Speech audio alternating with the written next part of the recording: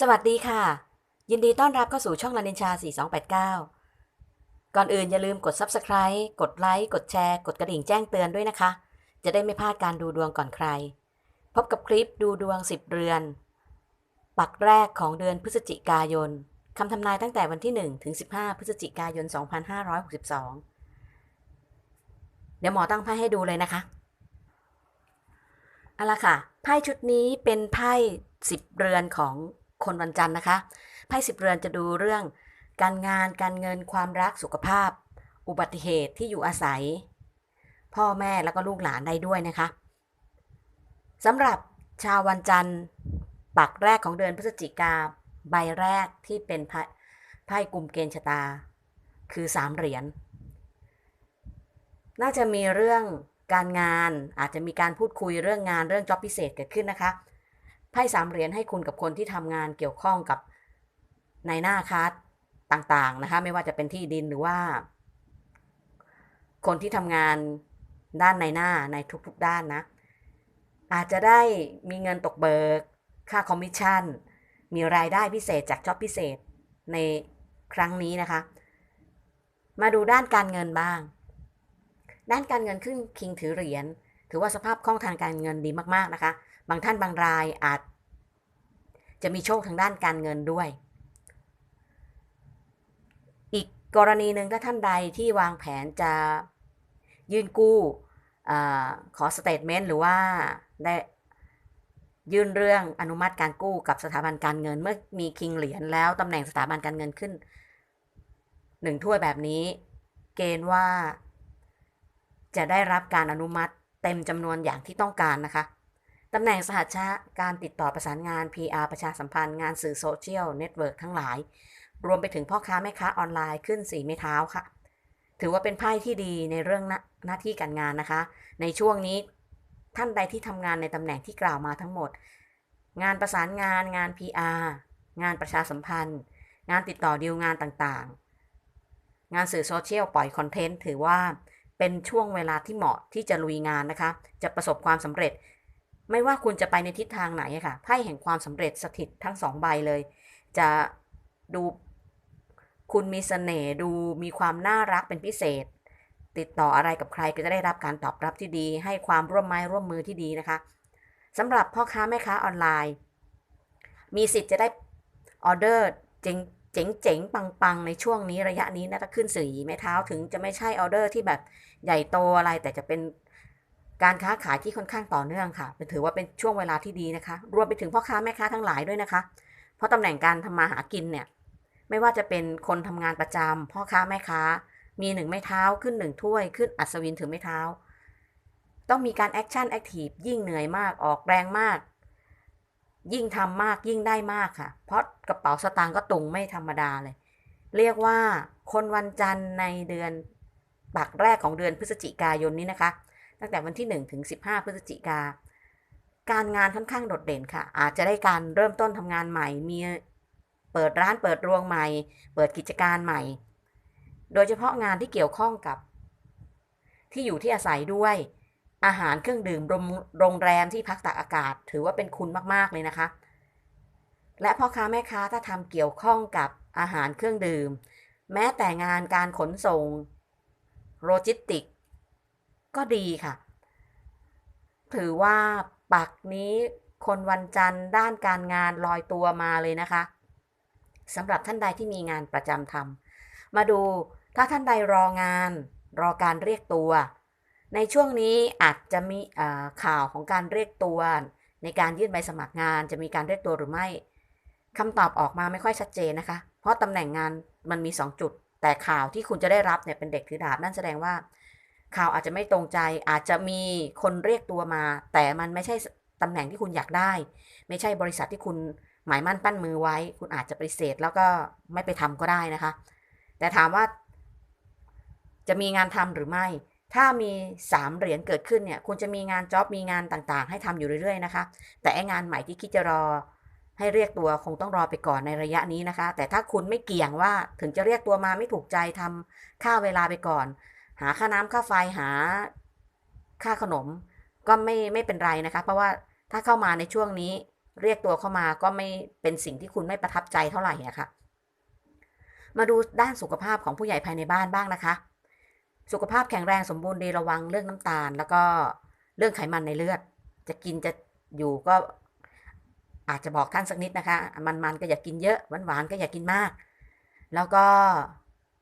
บางท่านบางรายนะคะมี1ไม้เท้าเกิดขึ้นในตำแหน่งที่อยู่ที่อาศัยยานพาหนะและรถบางท่านบางคนอาจจะอยู่ในเกณฑ์ของการได้ขึ้นบ้านใหม่ดาวบ้านซื้อบ้านหรือว่าดาวรถซื้อรถใหม่เพราะการเริ่มต้นของเรื่องบ้านเรื่องรถเกิดขึ้นในไพ่พอดีเลยนะคะบางท่านบางรายอาจจะมีการได้รับตำแหน่งหน้าที่ใหม่เพิ่มเติมในเนื้องาน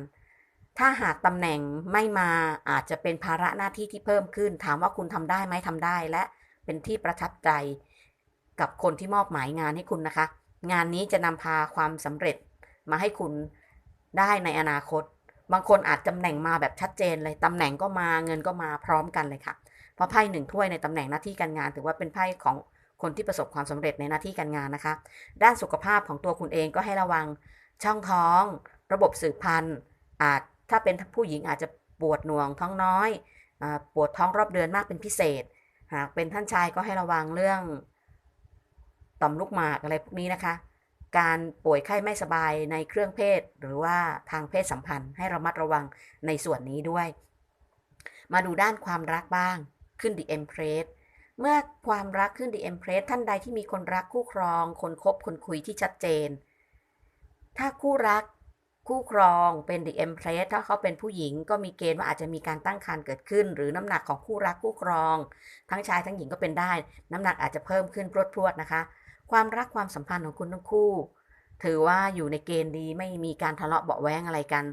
ถึงทะเลาะกันก็เป็นปัญหาเล็กๆน้อยๆอยากเอาชนะค้าคานกันฉันคืองานนี้เขาเรียกว่าเป็นช่วงถ้าหากจะมีปัญหาเมื่อ7ไม้เท้าเกิดขึ้นก็คือเหมือนอยากเอาชนะกันเท่านั้นอะค่ะฉันอยากชนะเธอสักไฟหนึ่งซึ่งอาจจะเป็นการไฟกันแบบน่ารักก็ได้ไม่มีอะไรรุนแรงนะคะที่สุดเดี๋ยวก็พูดคุยกันรู้เรื่องเจรจากันจบปัญหาทุกอย่างก็ไม่ใช่เรื่องใหญ่เรื่องโตถ้าจะมีก็คือเหมือนอยากแย่แล้วเลยเถิดนะคะแย่กันกวนประสาทกวนไปกวนมาอีกคนก็อยากเอาชนะก็เลยจากเรื่องน้ำพึ่งหยดเดียวก็กลายเป็นทะเลาะกันเดี๋ยวก็คืนดีกันค่ะมันลิ้นกับฟันมันมีกระทบบ้างเล็กๆน้อยๆไม่ได้รุนแรงนะคะมาดูคนโสดบ้างคนโสดวันจันทร์ถามว่าจะมีความรักเข้ามาไหมมีเด็กถือไม้เท้ามีเด็กถือดาบและ The Empress เกิดขึ้นนี่คือความรักใหม่ค่ะถ้าจะมองความรักของคนโสดให้ดูตำแหน่งนี้แล้วดูตำแหน่งนี้โยงมีเข้ามาค่ะแต่เข้ามาจะถูกใจคุณหรือเปล่าเพราะว่าเมื่อคาแรคเตอร์เป็นแบบเด็กถือดาบเข้ามาก็คุณอาจจะวางใจเขาแต่เขาอาจจะไม่ไว้วางใจอะไรบางอย่างของคุณก็ได้เพราะว่าคนโสดเนี่ยในช่วงนี้มีคนคุยเยอะค่ะมีคนคุยมากแล้วคนที่เดินทางเข้ามาเขาก็รู้ว่าคุณน่ะเสน่ห์พร้าวมีคนคุยมากมีคนคุยเยอะมีทั้งตัวจริงตัวปลอมตัวหลอกสับขาหลอกเพียบไปหมดอยู่ที่ว่าคุณจะเลือกใครส่วนคนโสดที่ตั้งคำถามในใจว่าจะมีใครไหมอ่ะต้องตอบตัวเองแล้วล่ะจะเลือกใครอย่างนี้ดีกว่าก็ลองเลือกดูนะคะเพราะว่าคนในใจมีอยู่แล้วล่ะแต่คุณยังขาดความเชื่อมั่นว่าเขาใช่หรือไม่ก็ลองมาดูดวงส่วนตัวนะคะ500เองค่ะจิ๊บนั่นแหละค่ะถือว่าไพ่ของคนวันจันทร์นะคะการงานการเงินสุขภาพดีมากๆเลยถือว่าไพ่ออกมาในเกณฑ์ดีนะอีกตัวหนึ่งถ้าจะเตือนก็คือเรื่องแข้งขาหัวเข่ากล้ามเนื้ออักเสบทั้งหลายค่ะอุบัติเหตุไม่มีนะคะถ้าจะออกรถใหม่ก็ถือว่าคุณจะได้รถที่ดีถ้าใครจะซื้อบ้านใหม่ช่วงนี้ก็ดีค่ะจะได้ที่อยู่ที่อาศัยค้ำคูณเจ้าที่เจ้าทางที่อยู่อาศัยดีที่จะน่าห่วงก็คือพูดมานิดหนึ่งก็แล้วกันเรื่องบริวารว่านเครือลูกหลานเด็กในการดูแลของคุณถ้าหากเป็นลูกเป็นเต้าก็ให้ระวังเรื่องสุขภาพนะคะป่วยไข้ไม่สบายเกี่ยวกับระบบทางเดินหายใจเป็นหวัดเป็นไอค่ะช่วงนี้ลูกหลานจะดื้อสักหน่อยหนึ่งนะพูดยากว่ายากรวมไปถึงลูกจ้างลูกน้องด้วยค่ะในกรณีลูกจ้างลูกน้องขอให้ไปดูควบคุมความประพฤติสักนิดนึงอาจจะไม่เชื่อฟังคำสั่งในการทำงานนะคะไม่เชื่อฟังไม่เท่าไหร่อาจจะนำความเสียหายมาสู่เนื้องานหน้าที่งานด้วยก็ได้เพราะว่าเขาเชื่อมั่นเขาแหกกฎของเขาเองแล้วก็ในที่สุดความเสียหายก็เกิดขึ้นกับตัวเราและองค์กรก็ไป ควบคุมดูแลสักนิดนึงแต่อย่าใช้ไม้แข็งนะคะ เมื่อเป็นเด็กถือดาบเนี่ยค่อนข้างจะออกเกลียนแล้วก็ชอบความท้าทายนะคะถ้าจะจัดการกับคนบุคลิกแบบนี้ก็ขอให้ใช้จิตวิทยาที่ดีรวมไปถึงคนโสดด้วยนะคะถ้ามีใครเข้ามาในช่วงนี้จะเกลียนหน่อยนึงค่ะเข้ามาแบบยียวนกวนประสาทสักนิดนึงเหมือนกวนโทสะเหมือนชวนทะเลาะแต่จริงๆก็เป็นวิธีการที่จะเข้าหาคุณอีกรูปแบบหนึ่งนะคะแต่ด้วยความที่คุณมีคนคุยเยอะเนาะคุณอาจจะรู้สึกรำคาญเขาก็เป็นได้ถือว่าไพ่ของคนวันจันทร์ปักนี้ค่อนข้างดีมากๆเลยนะคะจะมีเสียก็อย่างที่บอกเท่านั้นเองยังไงก็ฝากกด Subscribe กดไลค์กดแชร์เป็นกำลังใจให้ช่องหมอนินด้วยนะคะกดกระดิ่งแจ้งเตือนด้วยค่ะเพราะว่าช่องของหมอไม่ค่อยมีการแจ้งเตือนหน้าฟีด YouTube และหน้าฟีด Facebook สักเท่าไหร่นะคะถ้าคุณไม่กดกระดิ่งแจ้งเตือนอาจจะพลาดการแจ้งเตือนเรื่องการอัพคลิปใหม่ๆก่อนคนอื่นก็ได้ขอบคุณและสวัสดีค่ะ